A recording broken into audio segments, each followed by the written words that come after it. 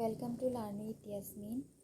আজি ভিডিঅ'ত আমি চাম এছামিজ ক্লাছ 10 চেপ্টাৰ হৈছে কানাইৰ চাতুৰি। আমি কুৱেশ্যন বেংক সলভ কৰিম HSLC 2011, 2012, 2014, 2013, 2015, 2016, 2017, 2018, 2019, 2020, 2022 আৰু 2023 যিবোৰ আহিছে অতি চমু প্ৰশ্নাৱলী 1 নম্বৰৰ সেইসমূহ আমি চাম।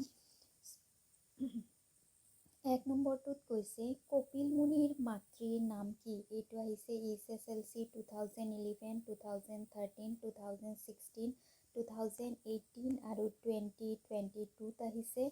এনসাৰ হৈছে কপিল মুনিৰ মাতৃৰ নাম দেৱহূতি। 2 নম্বৰ প্ৰশ্নটোত কৈছে কি ৰূপ ধাৰণ কৰি কৃষ্ণই বলিক ছলনা কৰিছিল? এইটো আহিছে HSLC 2011, 2016 আৰু 2017ত। এনসাৰ হৈছে বামন ৰূপ ধাৰণ কৰি কৃষ্ণই বলিক ছলনা কৰিছিল। নেক্সট হৈছে 3 নম্বৰ প্ৰশ্ন। 3 নম্বৰ প্ৰশ্নত কৈছে কৃষ্ণই কলৈ গুচি যাব বুলি মাক যশোদাক কৈছিল? এইটো আহিছে HSLC 2012ত। এনসাৰ হৈছে কৃষ্ণই মাক দৈৱকীৰ ওচৰলৈ গুচি যাব বুলি যশোদাক কৈছিল। জন্মদাতা মাতৃ দৈৱকীৰ ওচৰত গুচি যাব বুলি কৈছিল। 5 নম্বৰ প্ৰশ্নত কৈছে কি ৰূপ ধাৰণ কৰি কৃষ্ণই দেৱতাসকলক অমৃত খুৱাইছিল? এইটো আহিছে HSLC 2013 আৰু 2017ত। এনসাৰ হৈছে মোহিনী ৰূপ ধাৰণ কৰি কৃষ্ণই দেৱতাসকলক অমৃত খুৱাইছিল। 4 নম্বৰ প্ৰশ্নটোত কৈছে দুৰ্যোগ কলংক দুখ সোমৰন্তে। সোমৰন্তে শব্দৰ অৰ্থ কি? আহিছে HSLC 2012ত। এনসাৰ হৈছে সোমৰন্তে শব্দৰ অৰ্থ হৈছে শুৱৰা।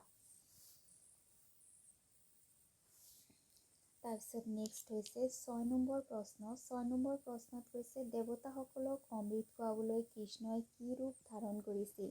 আহিছে HSLC 2017 আৰু 2022ত। এনসাৰ হৈছে দেৱতাসকলক অমৃত খুৱাবলৈ কৃষ্ণই মোহিনী ৰূপ ধাৰণ কৰিছিল। 7 নম্বৰ প্ৰশ্নত কৈছে অৰ্থ লিখা। বিগুটীয়া ৰজনী আহিছে HSLC 2014ত আৰু আহিছে চপৰ আৰু তাহম্বাক যিটো আহিছে HSLC 2015ত। শব্দ অৰ্থ বিগুটীয়া। বিগুটীয়া মানে হৈছে ঠাট্টা কৰা। তাহম্বাক মানে হৈছে তেওঁলোক। চপৰ মানে হৈছে চাৰি প্ৰহৰ। ৰজনী মানে হৈছে ৰাতি। 8 নম্বৰত কৈছে ব্ৰহ্মা আদি কৰি যত চৰাচৰ মোক সেৱা কৰি যায়। ইয়াত ব্ৰহ্মা আদি চৰাচৰে কাক সেৱা কৰে? HSLC 2019ত আহিছে। এনসাৰ হৈছে ভগৱান কৃষ্ণক।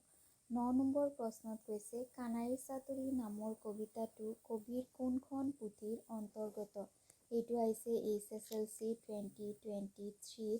এনসাৰ হৈছে কানাইৰ চাতুৰি নামৰ কবিতাটো কবিৰ কাণ খোৱা পুথিৰ অন্তৰ্গত।